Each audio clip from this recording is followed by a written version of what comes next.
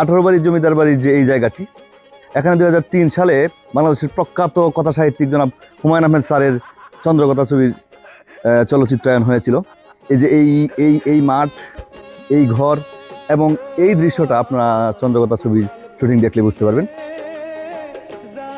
হুমায়ুন আহমেদ স্যারের হুমায়ুন আহমেদ স্যারের এই যে এই মাঠ, এখানেই মূলত ছবিটির শুটিংটা হয়েছিল।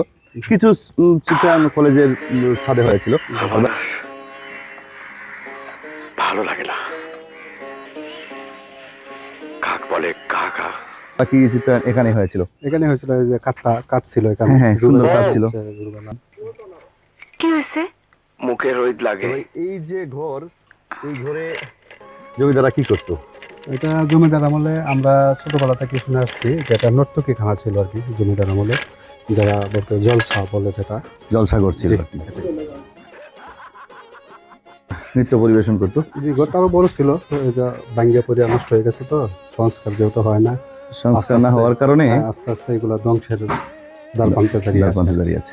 তোমায় তো ভিউয়ার্স, এই ঘরটা নর্তকী খানা হিসেবে জমিদাররা ব্যবহার করতো। এটা জলসাঘর ছিল মূলত। এই ঘরটি আরো অনেক বড় আকৃতি ছিল, এই পাশ দিয়ে অনেকটা ভেঙে গেছে। রক্ষণাবেক্ষণ এবং তত্ত্বাবধান সঠিকভাবে না হওয়ার কারণে এই ঘরটি আস্তে আস্তে বিলুপ্ত হয়ে যাচ্ছে।